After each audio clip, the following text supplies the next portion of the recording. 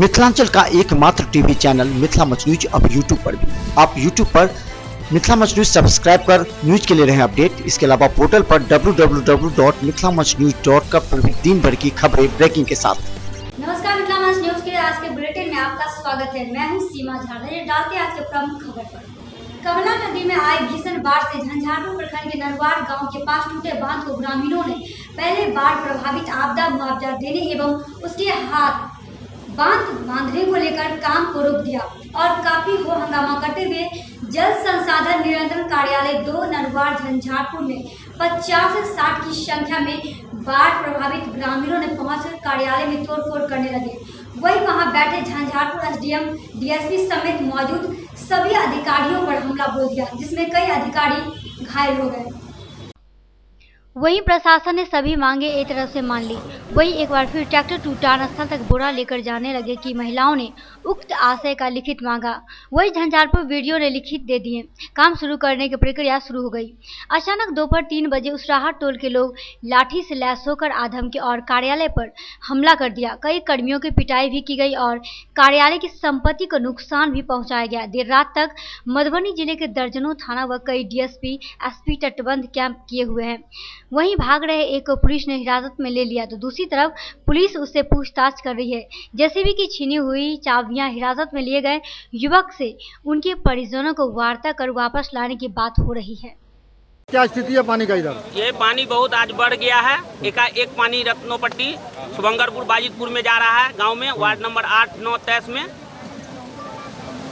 कौन कौन गांव इससे प्रभावित हो रही है? इससे मतलब बस्ती मनियारी सब उसका जनसंपर्क टूट गया है। और कौन कौन गांव इससे प्रभावित है? गनौली, बस्ती मनियारी, तेलिया पोखर, भरौल मस्तापुर सब जनसंपर्क टूट गया है। पानी किधर से आ रही है? पानी ये आ रही है आपको दूधल बांध टूट गया इसीलिए इधर पानी आ गया। और नीमा का भी बांध टूटा है? हाँ, नीमा का बांध भी टूट गया। कौन जगह पर ये है? ये है शुभंगरपुर। क्या लगता है पानी का स्थिति आपको? पानी बहुत ज्यादा, एक दिन में लग रहा है कि आज रात भर में पूरा गांव में डूब जाएगा पानी। एक घंटा में पानी बढ़ रहा है। कौन थाना पड़ता है ये? नगर थाना ब्लॉक सदर। क्या नाम हुआ आपका? Rakesh Paswan, ward number 9। कहाँ पर का बांध टूटा है? ये टूट गया, नीमा बांध का पुल टूट गया है ये। और कितने गांव प्रभावित हुए हैं बाढ़ से। प्लस पानी बहुत तेजी रफ्तार में है और गनौली बस्ती मनियारी बाजितपुर रत्नोपट्टी इस सब पे प्रभाव पड़ेगा। और आगे पानी बहुत तेजी की मात्रा में बढ़ रही है। कैसे टूटा है ये? टूटा है भैंसी पब्लिक जो है बंद इसको किए हुआ था। 3 फाटक हम लोग खुलवा दिए थे, चौथा फाटक ये लोग बंद किए हुआ था। और भैंसी सब चढ़ाने के चक्कर में, चारा के चक्कर में ये लोग पुल नहीं खोला, इसी कारण से टूटा गया। अपने आप टूटा है? जी, अपने आप टूटा है, गेट बंद के कारण। कौन ब्लॉक में पड़ता है जगह? ये पड़ता है आपको बहादुरपुर ब्लॉक पड़ता है, भरौल ब्लॉक पड़ता है। कौन ब्लॉक है? ये बहादुरपुर ब्लॉक है। क्या नाम हुआ आपका? मेरा नाम हुआ आशीष कुमार पासवान, घर किलाघाट बाजितपुर, वार्ड नंबर 23। कहने के मतलब है कि प्रशासन से हम लोग से विनती करते हैं कि कम से कम गैस और बिजली ये कम से कम पूर्ण रूप से हम लोग के सहयोग मिले, ताकि कि कोई पब्लिक को राहत। और जो पानी आ रही है कोई आदमी में मतलब इतना पानी रफ्तार तेज में है, कुछ कहने के बड़ी मुश्किल है। और बहुत मतलब 1 घंटा में 2 फीट पानी बढ़ रहा है। जो भोरे में यहाँ पर एक को फीट पानी नहीं था, आज देख लीजिए यहाँ पर 4 फीट पानी हो चुका है। कोई बढ़िया पदाधिकारी यहाँ पर आया है संपर्क करने? अभी तक तो कोई पदाधिकारी अबे नहीं किए हैं। अभी बेचारा अभी सोए हुए हैं, उठेंगे तब पता चलेगा उनको। उन लोगों का काम है सिर्फ हवा देने का। क्या नाम है? महेश साहब। मधुबनी जिले के झंझारपुर अनुमंडल के भैरव स्थान थाना के NH57 पर लोहना के पास बाढ़ प्रभावित शिविर का एक 7 वर्षीय बच्चों को पिकअप वाहन 4 चक्का वाहन ने ठोकर मार दिया, जिससे बच्चे की मौके पर ही मौत हो गई। बताया जाता है कि NH57 पर लोहना गांव के समीप बाढ़ प्रभावित शिविर का बच्चा लोहना उत्तरी पंचायत के शुक्राराही महादलित टोला के मनोज सदाई के पुत्र कृष्णा सदाई सुबह के करीब 6 बजे NH57 के बीच डिभाडर के पास पानी पी रहा था। तभी तेज गति से फुलपरास से दरभंगा की ओर जा रहे पिकअप वाहन ने ठोकर मार दी। ठोकर लगने की वजह से मौके पर ही बच्चे की मृत्यु हो गई। वहीं घटना से आक्रोशित लोगों ने शव को लेकर NH-57 को कई घंटों तक जाम कर दिया। बाद में पुलिस एवं झंझारपुर प्रखंड सीओ कन्हैया लाल दास पहुंचकर परिजनों से बात कर सीओ ने सड़क हादसा आपदा का चेक दिया। बताते चले कि उसके बाद ग्रामीणों ने शव को लेकर सड़क पर जाम हो रहे उसको हटा दिया। परिजनों ने बताया कि मृतक कृष्णा 2 भाई एवं 1 बहन था, जिसमें एक भाई का 2 महीना पहले बीमारी से मौत हो गया था। मधुबनी जिले के बासोपट्टी में अज्ञात शिकायतकर्ता के द्वारा डीएम से मुलाकात कर बासोपट्टी प्रखंड में बड़े पैमाने पर पीडीएस और एमडीएस के चावलों की कालाबाजारी किए जाने की बात कुछ दिन पहले बताई गई थी। वहीं डीएम ने शिकायत पर तुरंत संज्ञान लेते हुए बासोपट्टी सीओ सुमन सहाय व थानाध्यक्ष इंदर यादव से शिकायतकर्ता द्वारा बताए गए जगह पर जाकर छापेमारी करने का आदेश दिया। आदेश के कई घंटे विलंब से प्रशासन द्वारा बाजार के अंतिम में संचालित रामप्रीत महतो के निजी गोदाम पर जाकर छापेमारी किया। मौके पर पूरी सरकारी मोहर लगी और कई खाली बोरियां के साथ साथ करीब 90 बोरी चावल सरकारी मोहर लगी। बोरियों को उल्टा करके हाथ से सिलावट किया हुआ मिला। साथ ही राधे कृष्ण ब्रांड की सैकड़ों पैक बेड़ियां भी मिली। प्रशासन द्वारा शिकायतकर्ता को बताया गया कि बोरियां खुल जाने के बाद हम कुछ नहीं कर सकते। वहीं छापेमारी को लेकर एक सवाल भी शिकायतकर्ता द्वारा उठाया गया कि उन्होंने थाना अध्यक्ष के पास जाकर बताया कि सर देर क्यों हो रहे हैं, विलंब होने के बाद मौके पर कुछ नहीं मिल पाएगा। बावजूद 2 घंटे की देरी से प्रशासन छापेमारी के लिए उक्त स्थल पर पहुंचे। दूसरा सवाल उन्होंने यह पूछा कि छापेमारी के दौरान सीओ एवं थानाध्यक्ष द्वारा गोदाम संचालक से गोदाम से संबंधित किसी भी कागजात की मांग नहीं किया गया। केवल खाना पूर्ति के लिए चावल का सैंपल लेकर सभी वहां से निकल गए। उक्त गोदाम संचालक का बगल में ही गोदाम था, जहां प्रशासन ने जांच नहीं किया। बता दें कि रामप्रीत महतो के गोदाम पर करीब 2 वर्ष पूर्व तत्कालीन एसडीओ गुलाम मुस्तफा व डीएसपी सुधीर कुमार के नेतृत्व में छापेमारी की गई थी। उस समय उस गोदाम से 500 बोरियों से भी ज्यादा मात्रा में चावल गेहूं बरामद हुआ था। ये बोरा जैसे हम लोग आए हैं, ये सील रहता है, ये बोरा रहता है, जैसे सील रहता है, बोरा रहता है, ये 100 में 100 ये अरेस्टिंग हो जाए। बताते चले कि बहरहाल इस छापेमारी से कई तरह के सवाल उत्पन्न हो रहे हैं। जांच के नाम पर सिर्फ गोदाम में जाना और गोदाम संचालन से संबंधित कोई भी कागजात की मांग नहीं किए जाने से प्रशासन के ऊपर संदेह उत्पन्न हो रहा है। फिलहाल शिकायतकर्ता ने बताया कि बहुत सारा साक्ष्य इकट्ठा हो चुका है। बासोपट्टी हरलाखी में कई जगहों पर अवैध कालाबाजारी का कारोबार चल रहा है। बहुत जल्द तमाम सबूतों के साथ कालाबाजारी में संलिप्त कारोबारियों और पदाधिकारियों को वरीय पदाधिकारियों के पास बेनकाब करेंगे। नेपाल से आए बाढ़ के पानी ने मधवापुर और बेनीपट्टी प्रखंड में तबाही मचा कर रख दिया था, जिससे काफी घरों में बाढ़ का पानी घुस गया और कई सड़कें डूब गई, जिस वजह से लोगों को काफी परेशानियों का सामना करना पड़ा। वहीं इसको लेकर मधुबनी जिला के प्रभारी व सूबे के कृषि मंत्री प्रेम कुमार ने बाढ़ पीड़ितों की याद आई और वो बाढ़ पीड़ितों का हाल जानने के लिए बेनीपट्टी प्रखंड क्षेत्र के बाढ़ प्रभावित इलाकों में पहुंचे और लोगों से हालचाल। इस दौरान मंत्री प्रेम कुमार ने बसेठ मध्य विद्यालय परिसर में संचालित सामुदायिक किचन केंद्र व स्वास्थ्य शिविर पर पहुंच बनाए और भोजन का जायजा लिए। उसकी गुणवत्ता को परखे, फिर पीड़ितों की पीड़ा से रूबरू हुए। उसके बाद अग्रोपट्टी चौक के समीप ध्वस्त डाइवर्सन का भी अवलोकन किया। तत्पश्चात वे नजारा पाली होते हुए सोयरी घाट के समीप संचालित सामुदायिक किचन का अवलोकन किया और मौजूद बाढ़ पीड़ितों की समस्याओं को सुने। मंत्री ने लोगों से कहा कि इस विपदा की घड़ी में सरकार आपके साथ है। सरकार द्वारा घोषित अनुग्रह राशि शीघ्र ही बाढ़ पीड़ितों के खाते में भेज दी जाएगी, जिनका घर ध्वस्त हो गया है और फसलें नष्ट हो चुकी है। उनके लिए भी सरकार हर संभव सहायता देने का काम करेगी। बताते चले कि मौके पर एसडीएम मुकेश रंजन, डीएसपी पुष्कर कुमार, ललित कुमार सिंह, काशीनाथ झा, मंगल और फिरल चौधरी सहित अन्य लोग मौजूद थे। प्रखंड है, 555 पंचायत है और 25,71,600 लोग प्रभावित हुए जाकर। और अभी हम लोग जिन लोग की जान गई जाकर के है, कैजुअलिटी हुई है, उनको प्रत्येक परिवार को हम लोग तुरंत 24 घंटे के अंदर में, और 24 घंटे के अंदर में हम लोग रिवॉल्विंग फंड है और उनके आश्रितों को मदद करने का काम किया जा रहा है। और अभी हम लोग कुल मिलाकर 199 राहत शिविर और जिसमें करीब आपको 1,16,653 लोग उसमें रह रहे हैं। इसके अलावा 676 हम सामुदायिक रसोई घर की व्यवस्था की गई जाकर के, जरूरत पड़ने पर और राहत शिविर रसोई घर बढ़ाया भी जाएगा जाकर के।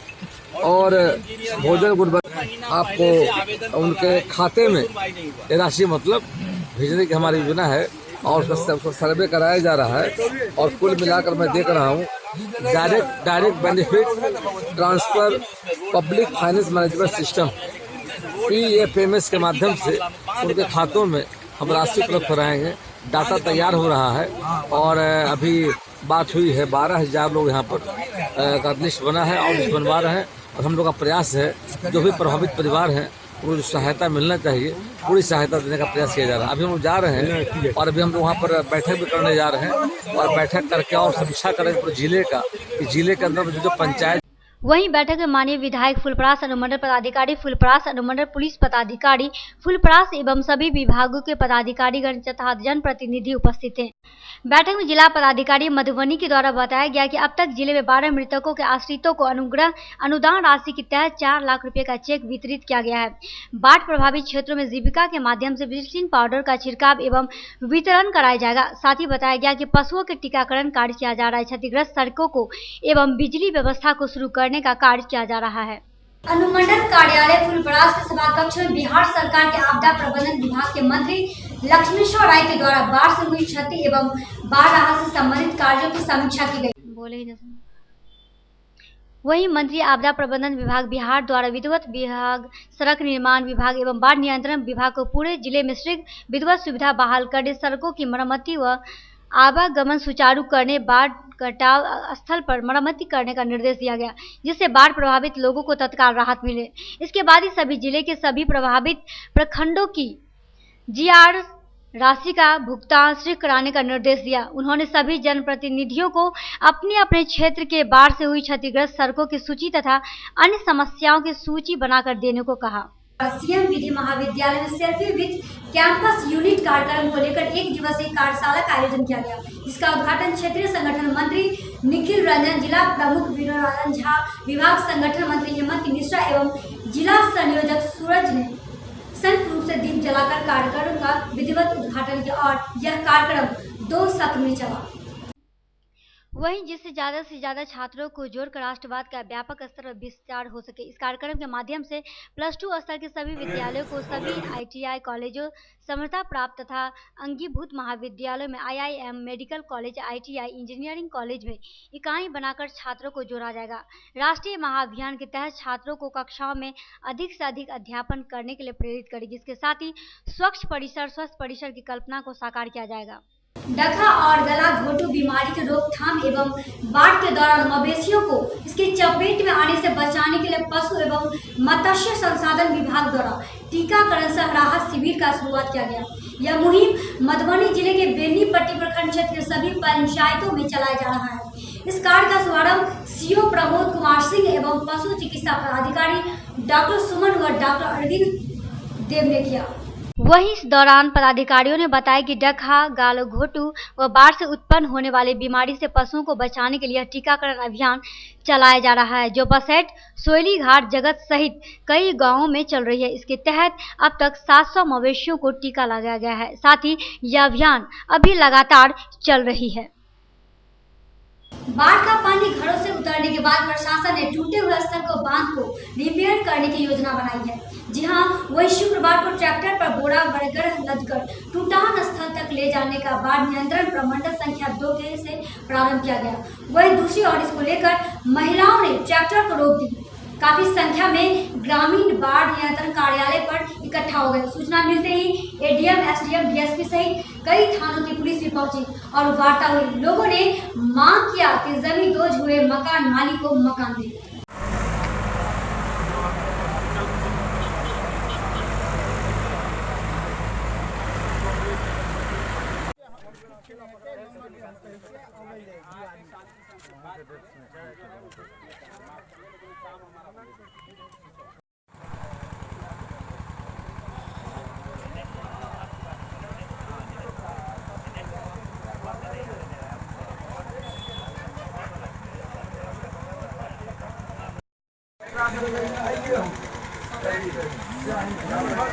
SM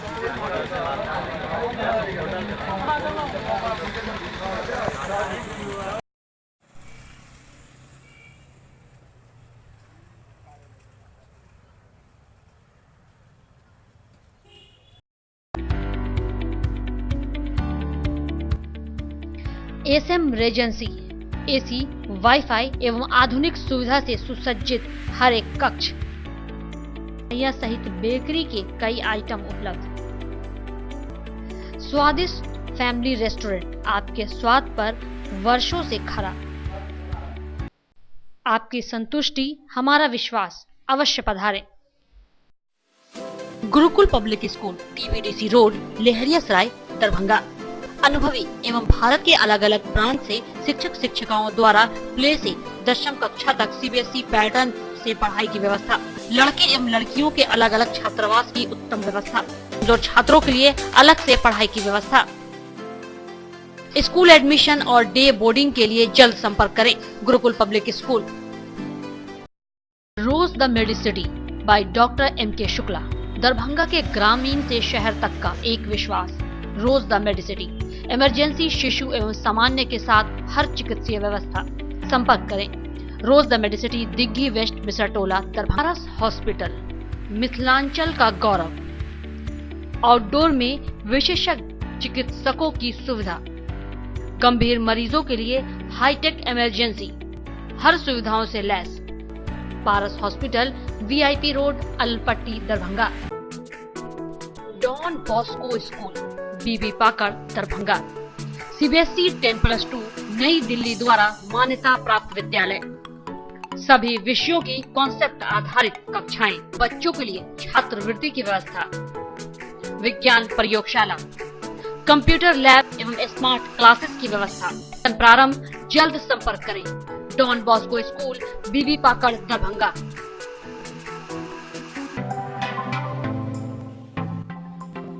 metro test tube baby centre, Bakarganj, Daru Bhatti चौक के आगे, बिहार स्टेट हाउस के सामने। बिहार का पहला अत्याधुनिक IVF लैब दरभंगा में। इमरजेंसी सेवा के साथ सभी स्वास्थ्य सेवा उपलब्ध। संपर्क करें metro test tube baby centre. DAV public school, Sara Mohanpur, Darbhanga. 10+2 स्तरीय शिक्षा, सीबीएसई से संबद्ध। गुणवत्तापूर्ण शिक्षा एवं विद्यार्थियों के सर्वांगीण विकास हेतु प्रतिबद्ध। सत्र 2019-20 के लिए नामांकन प्रारंभ। संपर्क करें। DAV public school, Sara Mohanpur, Darbhanga.